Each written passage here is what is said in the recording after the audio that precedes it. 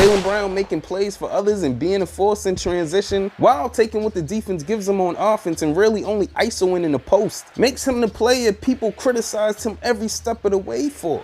Never really thought he'd become. Didn't want him to become because their hearts already chose Tatum. And homie, you got it wrong. Homie ain't getting on just 'cause homie got a song.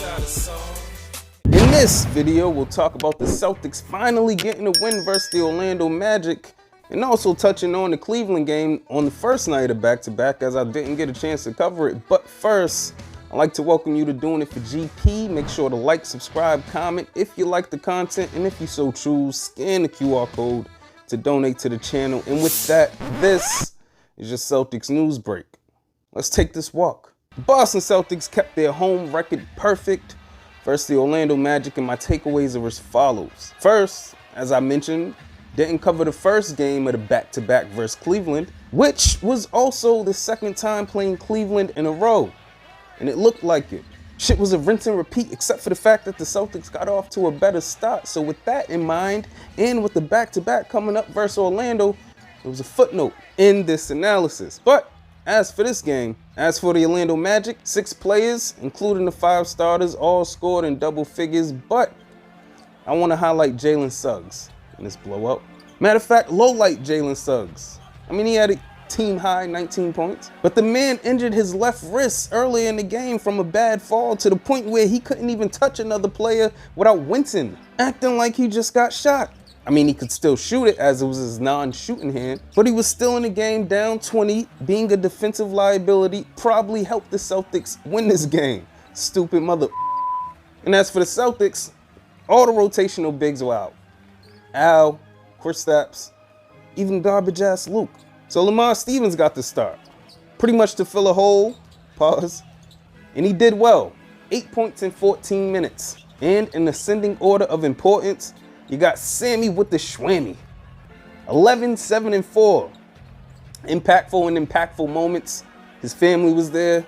Pops looks like Steve Ballmer. And then you got Prickcoin, Peyton Pritchard. 21 and 5 assists. Deadly from the three-point corner. He only missed once. And the thing about Pritchard is, right, these type of games where he shoots perfectly are like the only factor, well, of course, besides him being in Boston and him looking the part to be a fan favorite, keep J.D. Davidson in Maine and not taking his spot. Moving along, Derek White had 19, 4, and 8 assists.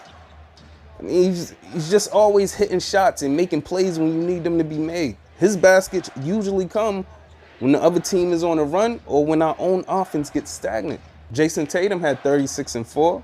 And just looking at the box score, one would surmise that he was the player of the game and like all those points just come in his sleep. In general, when it comes to Tatum's game, you're either right about those 2 things or wrong about those 2 things, or one or the other is true. What I mean is what I've pointed out for years. JT, since becoming one of the best players in that conversation, he stat pads.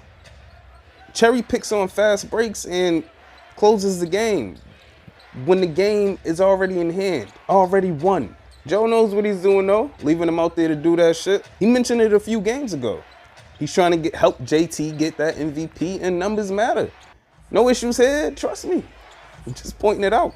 That leaves the player of the game for me, Jaylen Brown. The gap difference between people calling Tatum top 5 and him top 50 or whatever ridiculous bullshit y'all be saying realistically only comes down to playmaking and decision making. You can make an argument with every other part of their game. Yes, ball handling, and yes, left hand usage.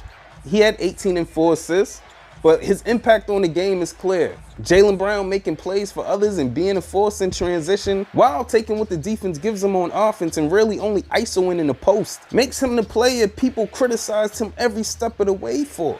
Never really thought he'd become. Didn't want him to become because their hearts already chose Tatum, and that version of him makes him Tatum's equal. Run from the truth if you want.